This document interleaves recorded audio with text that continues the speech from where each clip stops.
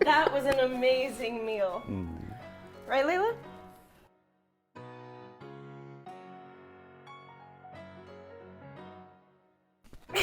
Honey, please, don't die.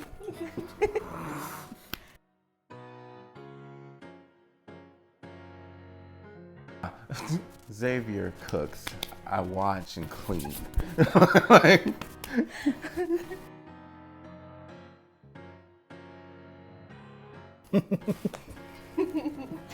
Okay, so I have to tell y'all something. Last week, I went to see a psychic.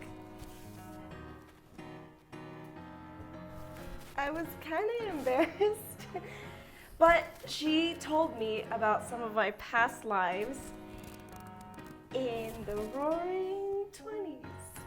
Oh, so who were you? Josephine Baker? No.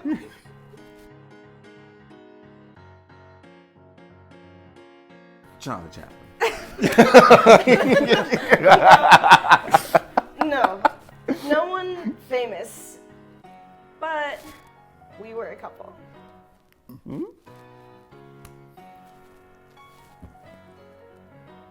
No, honey.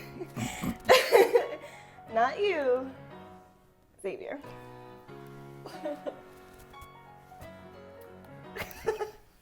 You, Leila, you were with Jeremy.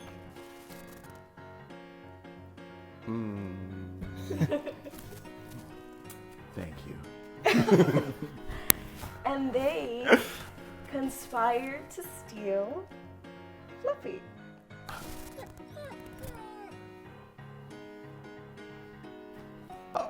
Oh, that's not real.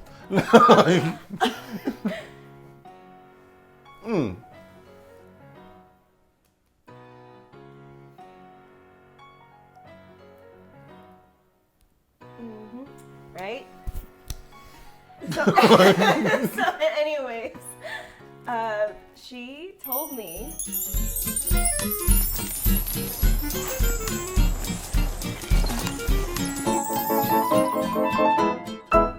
Alone and yet alive.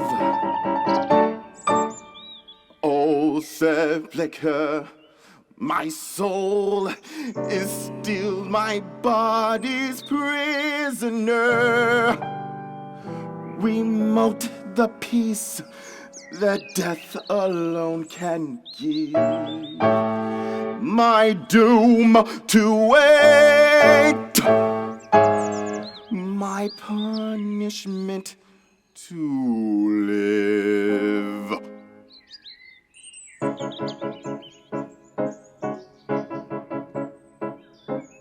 Hearts do not break, they sting and ache for all love's sake, but do not die. Though with each breath they long for the death, as witnesseth the living eye, the living eye.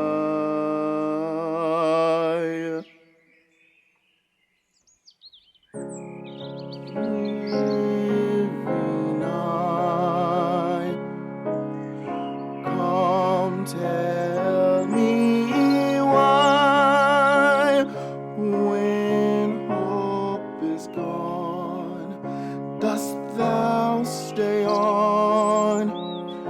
Why linger here where all is drear? Oh, living eye, come tell me why, when hope is gone, dost thou stay on? Did cheated master die? May not a cheated master die.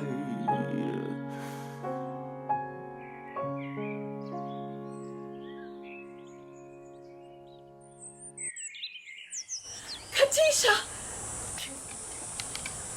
The miscreant, he robbed me of my love. But vengeance pursues, they are heating the cauldron. Katisha, I am but a supplicant at your feet. Katisha, mercy. Mercy? Had you mercy on him? See here, you slain my love. He did not love me, but he would have loved me in time. I'm an acquired taste. Only an educated palate can appreciate me. I was educating his palate before he left me. Well, he is dead. And where shall I find another? It takes years to train a man to love me. Am I to go on a weary roundabout again and at the same time implore mercy for the one who robbed me of my prey, my people? Where shall I find another? Here! What?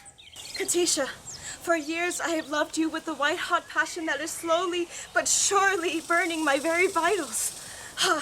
Shrink not from me. If there is aught of a woman's love in your heart, turn not away from this lovesick supplicant whose every fiber thrills at your tiniest touch.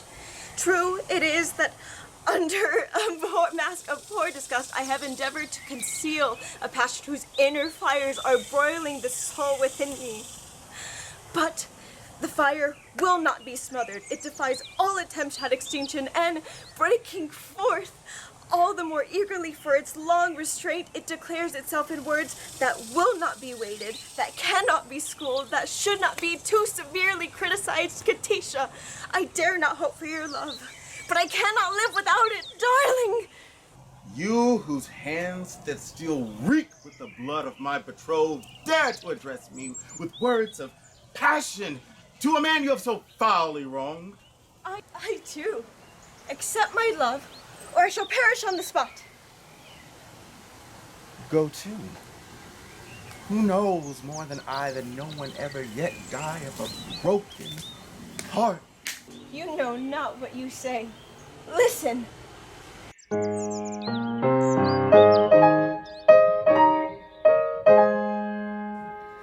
On a tree by a river, a little Tom Tit sang willow, tit-willow, tit-willow.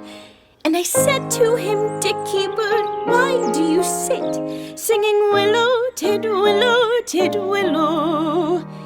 Is it weakness in intellect, birdie, I cried, or rather tough worm in your little inside?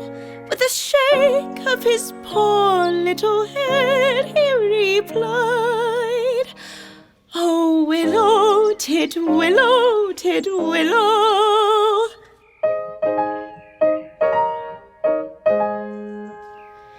He slapped at his chest as he sat on that bough, singing willow, tit-willow, tit-willow. And a cold perspiration bespangled his brow. Oh, willow, tit-willow, tit-willow. He sobbed and he sighed and a gurgle he gave. Then he plunged himself in to the billowy wave, and an echo arose from the suicide's grave. Oh, willow, tit-willow, tit-willow.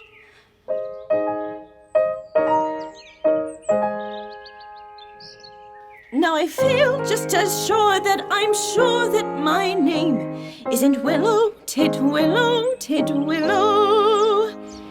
That was blighted affection that made him exclaim, Oh, willow, tit-willow, tit-willow. And if you remain callous and obdurate, I shall perish as he did, and you will know why, though I probably shall not exclaim as I die. Oh, willow, tit-willow, tit-willow.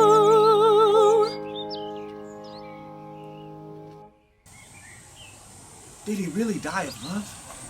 He really did. All on account of a cruel little hen? Yes. Oh, poor chap. It is an affecting tale and quite true. I knew the bird intimately. Did you? He must have been very fond of her. Oh, poor little chap.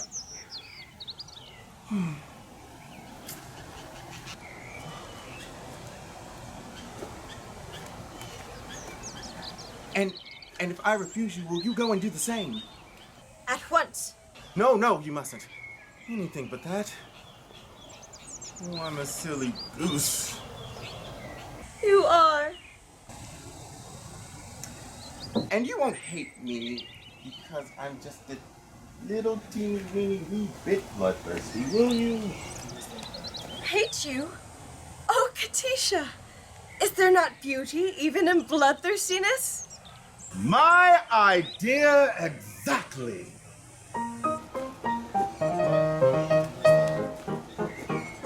There is beauty in the bellow of the blast. There is grandeur in the growler of the gale. There is eloquent outpouring when the lion is a-roaring and the tiger is a-lashing of his tail. Yes, I like to see a tiger from the Congo or the Niger, and especially when lashing of his tail. Volcanoes have a splendor that is grim, and earthquakes only terrify the dolls. But to him who's scientific, there is nothing that's terrific in the falling of the flight of thunderbolts. Yes, in spite of all my meekness, if I have a little weakness, it's a passion for a flight of thunderbolts. If that is so, sing derry down derry, it's evident very our tastes are one. Away we'll go and merrily merry nor tardily tarry till the day is done.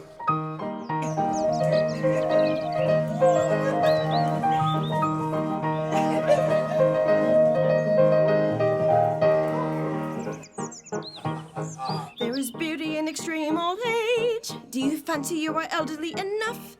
Information I'm requesting on a subject interesting. Is a maiden all the better when she's tough? Throughout this white dominion, there's a general opinion that she'll last a great deal longer when she's tough.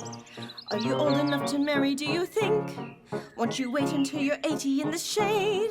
There's a fascination frantic and a ruin that's romantic. Do you think you are sufficiently decayed? To the matter that you mention, I have given some attention, and I think I am sufficiently decayed. If that is so, sing derry down derry, it's evident very our tastes are one. Away we'll go and merrily merry nor tardily tarry till the day is done. If that is so, sing derry down derry, it's evident very our tastes are one. Away we'll go and merrily merry nor tardily tarry till the day is done. Sing derry down derry, no merry no merry no tarry till the day is done.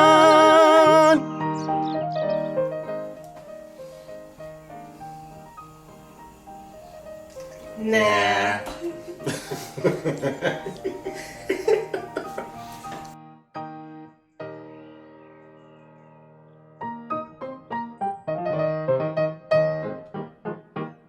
There is beauty in the bellow of the blast.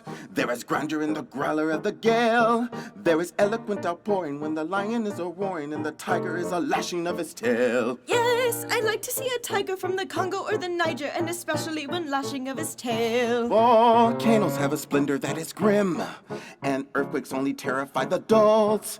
But to him who's scientific, there is nothing that's terrific in the falling of the flight of thunderbolts. Yes, in spite of all my meekness, if I have a little weakness, it's a passion for a flight of thunderbolts. If that is so, sing derry down derry, it's evident.